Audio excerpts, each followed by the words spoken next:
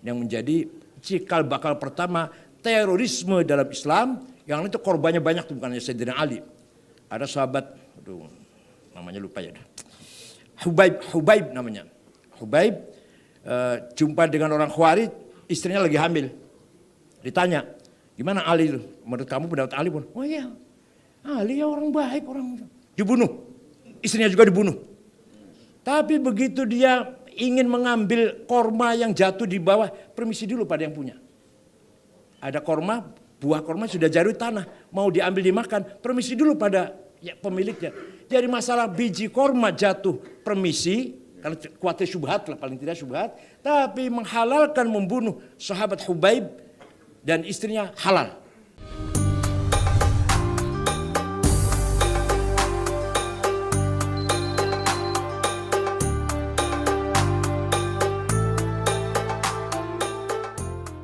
Assalamualaikum warahmatullahi wabarakatuh.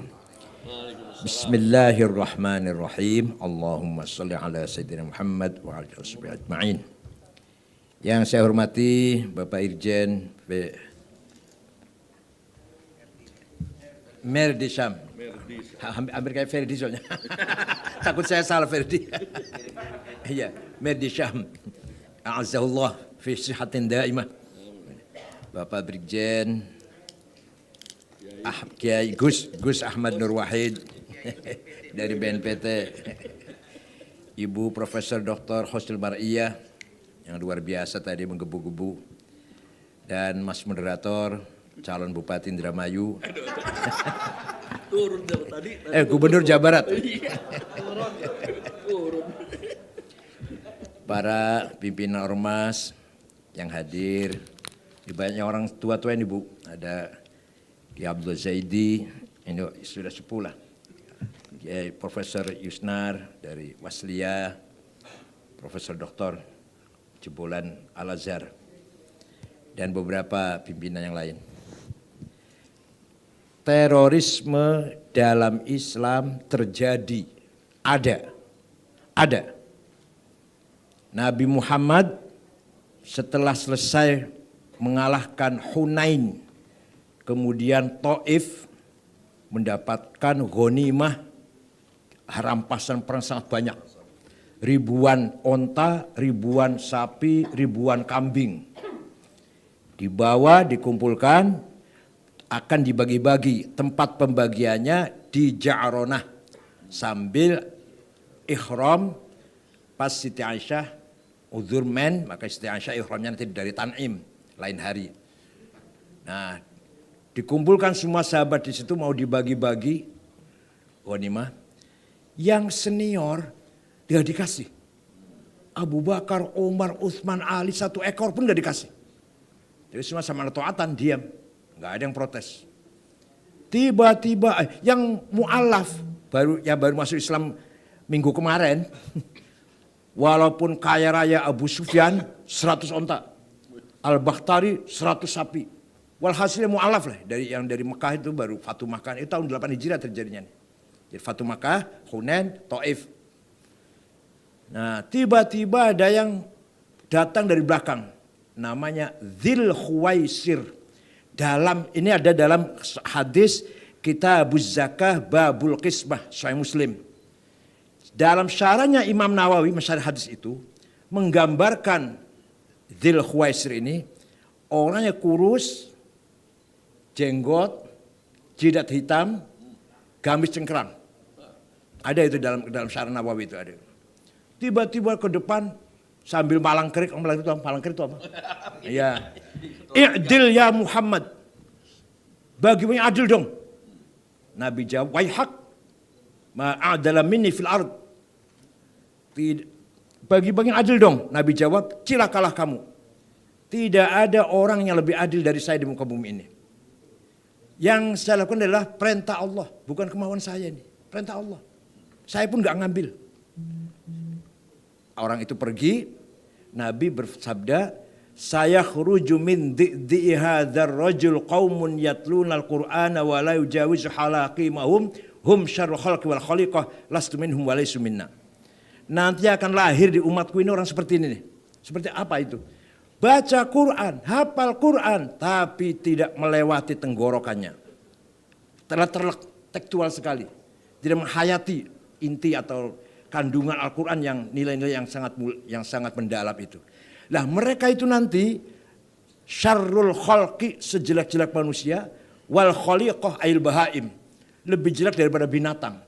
Lastu minhum, saya tidak termasuk mereka, walaisu minna, mereka tidak termasuk golonganku. Prediksi Nabi Muhammad ini terjadi ketika tahun 40 Hijriah, bulan Ramadan, tanggal 17, Sayyidina Ali Khalifatul Muslimin, Amirul Mukminin, Sihru Rasulullah, menantu Rasulullah, Fatihu Khaybar, yang memenangkan perang di Khaybar, Babul Ilm, Minal Mubasysyirin bil Jannah. Jadi Sayyidina Ali itu banyak gelarnya yang sudah dipastikan masuk surga. Termasuk orang 10 lah, Abu Bakar, Umar, Utsman, Ali, Sa'id, Al-Zubair, Abdurrahman bin Auf, Amir bin Jarrah. Dan Babul Ilm, pintu ilmu pengetahuan. Wa ana madinatul ilm, wa alin babuha. Nah, segitu. Dan orang awwaluman aslaminas subyan, orang yang pertama kali masuk Islam dari remaja yang pertama kali masuk Islam. Dari Sayyidina Ali nggak pernah jahiliyah, begitu balik sudah Islam. Kalau yang lainnya jahiliyah dulu. Dah, Abu Bakar juga, Utsman juga semua. Segitu hebatnya Sayyidina Ali dibunuh oleh orang Islam. Namanya Abdurrahman bin Muljam At-Tamimi dari suku Bani Tamim. Kenapa dibunuh? Ali kafir. Di mana kafirnya? Karena Ali ketika dalam memimpin negara tidak menggunakan Al-Quran. Wa man lam yahkum bima anzalallahu fa ulaika humul kafirun. Barang siapa tidak menjalankan hukum Islam kafir. Gimana ceritanya kok Ali tidak menjalankan hukum Quran? Karena Ali menerima musyawarah antara Abu Muawiyah dan pihak Ali. Menerima musyawarah berarti tahkim, menjalankan hukum tidak dengan Quran, tapi oleh manusia itu hukum itu. Begitu Ali menggunakan hukum yang bersumber dari otak manusia, akal manusia, bukan dari Quran, kafir. Kalau kafir boleh dibunuh, maka saya bunuh.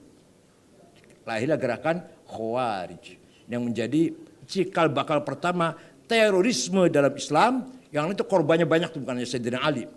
Ada sahabat, namanya lupa ya, Hubaib namanya.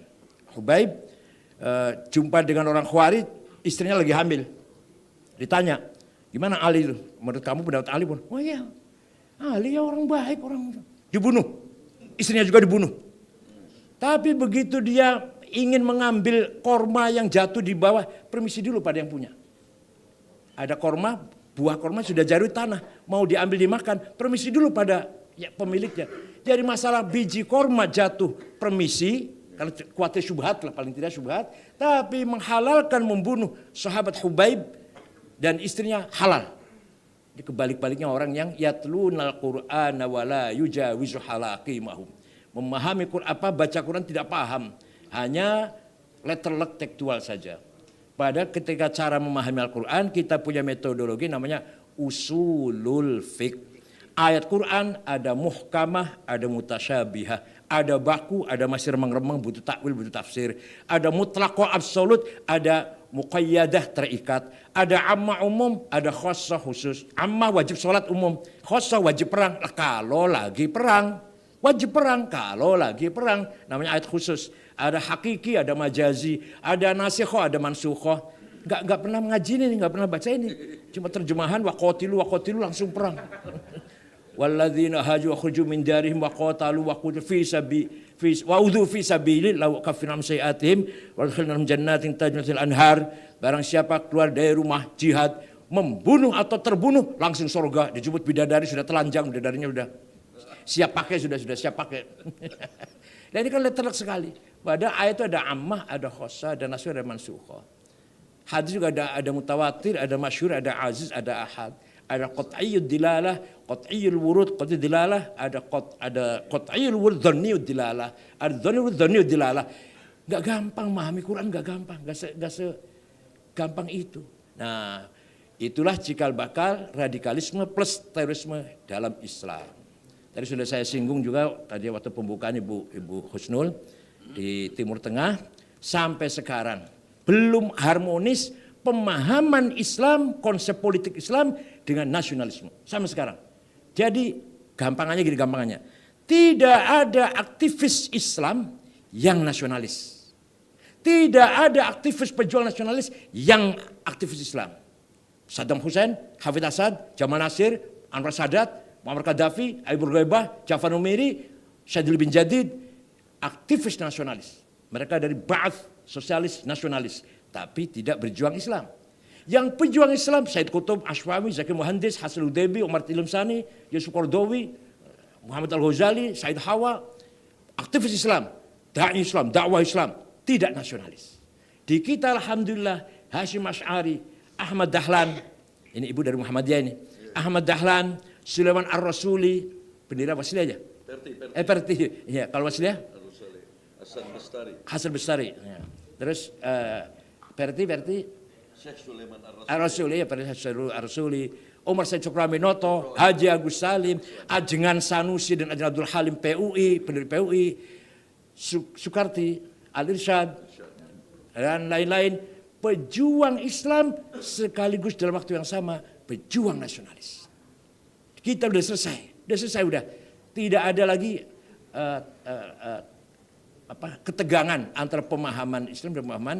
Nah ini maka sulit atau jauh sekali diadu domba kayak apapun, kita sulit untuk bentrok yang secara massal. Waktu reformasi, pemindahan dari Orde Baru ke Orde Reformasi ini hanya 6 bulan krisis.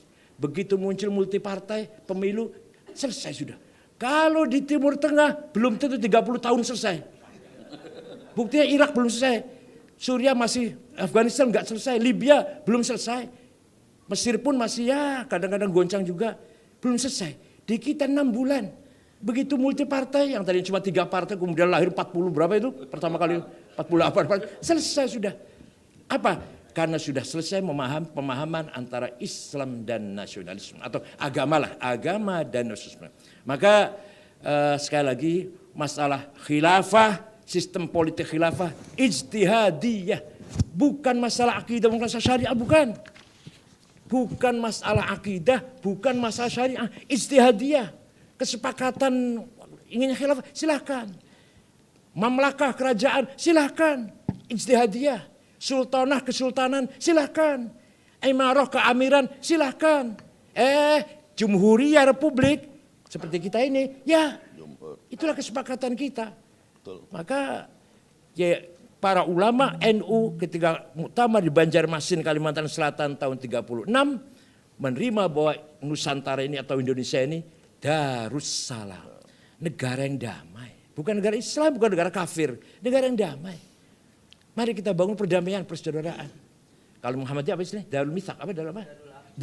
Darul Ahdi wa Syahadah Muhammadiyah. Darul Ahdi wa Syahadah. Kalau NU Darussalam, negara yang damai.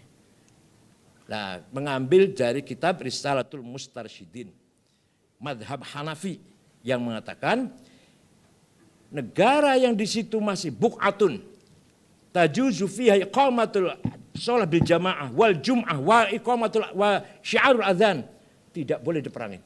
Kalau ada negara di situ boleh berjamaah, boleh melakukan Islam dengan terang-terangan lah, berjamaah, sholat berjamaah, adzan boleh, tidak boleh diperangi. Itu sudah merupakan Darussalam. Jadi nggak boleh di Belgia kita perangi, Belgia apa ya semua negara yang boleh azan lah. Semua negara yang di situ boleh bangun masjid, azan, terang-terangan sholat, terang-terangan sholat, nggak boleh perangi. Hatta RT nggak boleh perangi. Masih banyak sekali udah. Ini saya lepas dari masalah politik, saya nggak paham politik bu, tapi itulah. Jadi kalau negara yang di situ, ya bisa boleh dari madhab Hanafi ini, kalau madhab Hanafi. Jadi akhirnya apa? Yang betul-betul boleh dianggap nadarul kufur, yang melarang sholat, yang melarang syiar Islam, itu baru boleh diperangin. Maka dalam Quran dikatakan, la yanhakumullahu 'anil ladzina lam yuqatilukum fid din wa lam yukhrijukum min diyarikum antabarruhum wa tuqsitu wa tusalihim wallahu Bukan la yanhakumullahu alladzina lam yuqatilu fid din wa lam yukhrijukum min diyarikum an tabarruhum wa tuqsitu ilaihim wallahu yuhibbul muqsitin. Innama yanhakumullahu alladzina qataluukum fid din wa akhrajukum min diyarikum wa dhaharu ala ikhrajikum wa mitalhum faulaika humudz zalimun. Jangan berhubungan dengan orang yang terang-terangan melarang agama, bahkan mengusir kamu dari negerimu. Itu jangan berhubungan. Tapi kalau orang itu mereka tidak mengusir kamu, tidak mengusik kamu, tidak mempersulit kamu menjalankan ibadah, tidak boleh diperangi. Innama yanhakumullahu lam yuqatilu fid din, tidak merangi agama. Wa lam yukhrijukum min diyarikum, tidak mengusir kamu dari negerimu. Itu baru yang jelas sekali Qur'annya itu. Jadi tidak boleh kita memerangi orang yang tidak mengganggu kita, tidak mempersulit kita. Sekarang di RT di mana-mana masjid ramai penuh, asal dalam masjid. Boleh dakwah dalam masjid, nggak boleh keluar. Kalau di luar masjid nggak boleh. Begitu pula di Moskow. Mufti Moskow baru datang ke saya ke Pasar At-Taqofah kemarin tuh. Ya baru datang ke saya mengatakan malah ingin bikin pesantren, ingin niru Indonesia bikin pesantren. Artinya apa? Sudah bebas pemerintah Moskow, pemerintah Rusia melakukan pendidikan Islam. Begitu pula di Jepang. Saya ceramah di Jepang, turun dari ceramah 16 orang masuk Islam. Ceramah di Hong Kong 2 orang masuk Islam. Artinya apa? Ketika kita menyampaikan Islam sebagai rahmatul alamin, Islam berarti dari Pak Nur Wahid, Islam tadi, man salima akhuhu min yadihi wa lisani. Al muslimu man salima akhuhu min yadihi wa lisani. Orang Islam itu adalah orang yang sekitarnya, tetangganya merasa tenang dengan dia. Itu namanya orang Islam. Jadi kalau orang Islam itu menjadikan tetangganya, masyarakatnya resah, khawatir, bukan orang Islam. Al muslim man salima akhuhu min yadihi wa lisani. Maka jelas sekali Imam Ghazali mengatakan wa dararu sebenarnya wa dararu man nasruddin la bi tariqih wa dararu syar'i mimman nasruhu la bi tariqih akbaru mimman ta'ana fih. Imam Ghazali begitu persisnya. Wa dararu man madar syar'i mimman nasruhu la bi tariqih. Bahaya terhadap Islam yang dilahirkan dari orang yang membela Islam tapi tidak dengan cara yang benar lebih besar daripada musuh Islam sekalian. Wa darru syar'i mimman nasarahu la bi tariqih akbaru mimman ta'ana fih. Ghazali bilang gitu. Jadi bahaya yang dilahirkan dari kelompok yang kelihatannya membela Islam padahal itu tidak sesuai dengan ajaran Islam. Bahayanya lebih besar daripada sekalian musuh Islam, enak malah sekalian jelas. Itu ya. Saya kira itu aja, mudah-mudahan manfaatnya. Semuanya baik semuanya nih. Wah, luar biasa semuanya narasumber yang baik. Aplaus kepada 4 narasumber.